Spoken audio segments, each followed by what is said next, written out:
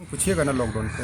हाँ, लॉकडाउन का जो मामला चल रहा है लगातार खिंचता जा रहा है और कोरोना केसेस के अंदर लगातार इजाफा और बढ़ोतरी हो रही है। इसके बारे में आप क्या कहना चाहेंगे?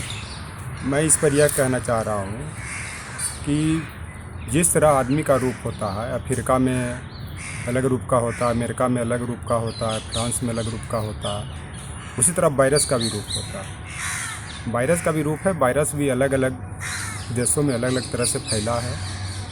उसी तरह इंडिया में ये वायरस ज़्यादा अफेक्टेड नहीं हुआ।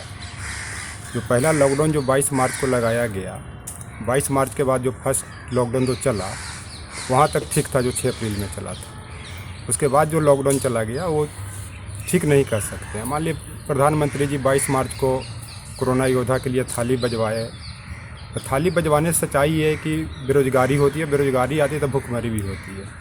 हम लोग के बचपन में मेरी दादी या पिताजी कहते थे कि थाली मत बचाओ, खाते समय भी थाली नहीं बजना चाहिए, इससे भुखमरी हो जाता। तो ये पहला वाला जो फेज था वो ठीक था। दूसरी चीज़ की जी, जब समझदार व्यक्ति चुप होता है, ना समाज बोलने लगता है, तो समाज, परिवार, देश सब बर्बाद होता है। एक चीज़ और मैं बताता हूँ, कोरोना काल के जो फिर आगे का जो दौर चला वो सफल नहीं हुआ। ये सिर्फ झूठा पुलिंदा बना करके कि अब ख़त्म हो जाएगा, अब ख़त्म हो जाएगा, ख़त्म नहीं हो पाया। उसका ये कारण था कि झूठ की रफ्तार चाहे जितनी भी तेज़ हो, लेकिन मंजिल तक सच ही पहुँचता। जो दिल्ली में शुरू में इतना अफेक्टेड हुआ था, मैं माननीय सुप्रीम कोर्ट को शुक्रिया अदा करता हूँ कि उनके हस्तक्षेप से दिल्ली में कोरोना कंट्रोल हुआ। एक बिहार में कहावत है कि चिड़िया के जान जाए बच्चा के खिलौना। तो दिल्ली में लोगों का जान जा रहा था, ना केंद्र सरकार उतना एक्टिव था, ना आप सरकार एक्टिव थी। जब सुप्रीम कोर्ट ने हर वीक में बोला कि आप रिपोर्ट जब सबमिट करें तब यहाँ पे कंट्रोल हुआ। एक चीज़ और है कि प्रधानमंत्री जी लंबे लंबे वादा करते हैं लेकिन वो पूरा नहीं कर पाते हैं, चाहे जो भी कारण हो।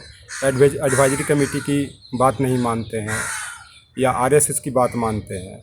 इसी कारण लोग, जनता जब सवाल करती है तो नहीं जवाब देते हैं, तो लोग, जनता बोलती है कि शादी अधूरी, पढ़ाई अधूरी, विकास अधूरा, आधा हाईवे अधूरा, लेकिन फेंकता है पूरा पूरा।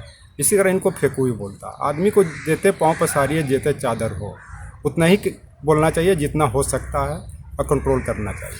और कोरोना का जो आगे का जो दौर आया, कितने हाईवे पर लोग मर गए, कितने परेशान हो गए, ये किसी से छिपा नहीं है।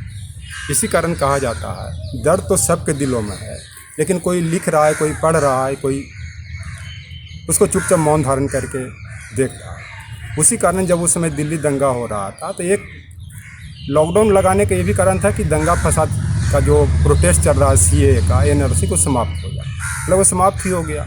अब जैसे ही लॉकडाउन खुलना शुरू हुआ है तो दिल्ली दंगा में जो इंटेलेक्चुअल लोग हैं, जो जिसको सेकुलर लोग कहते हैं, जैसे जोगेंद्र यादव जी हैं, पूर्वानंद जी हैं, प्रशांत भूषण जी हैं, ये लोग जब ये कर रहे थे पर चार्जशीट दाखिल किया जा रहा है कि फिर इस तरह के मामला बढ़े नहीं।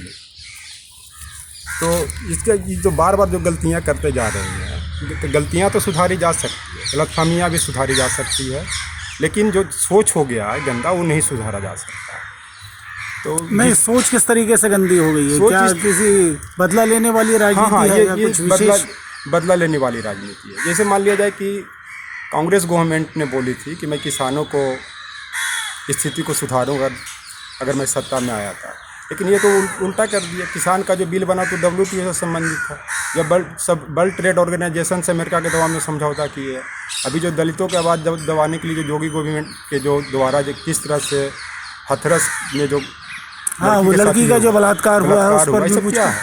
लॉकडाउन का ही तो ये देन है कि लॉकडाउन में लोग मर रहे हैं, किसी को कोई परेशान हो रहा है, कुछ हो रहा है, लॉकडाउन का बहाना लगा करके प्रोटेस्ट नहीं करने दिया जा रहा है। यहाँ तक कि उसकी लॉकडाउन का कोरोना वायरस की अगर उसे फैमिली को नहीं मिलने दिया गया, ज़बरदस्ती लाश जला दिया गया, इससे बड़ा और क्या हो सकता है। और दिल्ली में भी जो लॉकडाउन की सफलता की बात जहाँ तक हो रही है, लोग यहाँ खुद समझदार हैं, अंतर खोलना ही पड़ा। अर्थव्यवस्था फर्स्ट तिमाही में 24% नीचे चला गया, निगेटिव में अर्थव्यवस्था चल रहा, कहाँ इसको अब सफल कर सकते? चाहे किसान का बिल हो, चाहे आम आदमी, तो सब रोड पे सब परेशान है, किसी को कहाँ कुछ मिल रहा।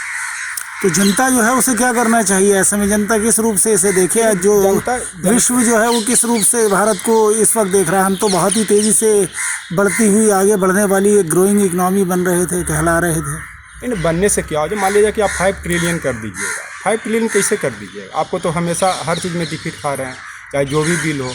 अब मैं पहले ही बोल दिया कि वायरस ये ठंडा प्रदेश का वायरस था, वायरस इंडिया के लिए ऐसा नहीं। अब जो भी जा रहा है कोरोना वायरस के नाम पर सब अस्पताल वाले लूट रहे हैं, गरीब को 55 लाख के बिल बना दिया जा रहा है। ये तो लूट खोसोट मचा हुआ ना, तो इसको बंद कर देना चाहिए। उत्तराखंड में कम से कम 30 से 40 हज़ार तो 20 हज़ार तो खाली फेक निकला है जो कोरोना टेस्ट में। जो भी कोई बीमारी हो रहा है कोरोना ही घोषित कर दिया जा रहा है। ये सफल क्या कि तो अर्थव्यवस्था ही चौपट हो रहा है। और 3-4 महीना से जो छोटे तबके के लोग रेहड़ी पटरी वाले थे, चाहे जो भी काम कर रहे थे, सब तो रोड पे आ गए। उनके पास पूंजी नहीं है, हाईवे पर पेट के लिए भूख के लिए मर गए। इससे ज़्यादा खतरनाक और क्या चीज़ है?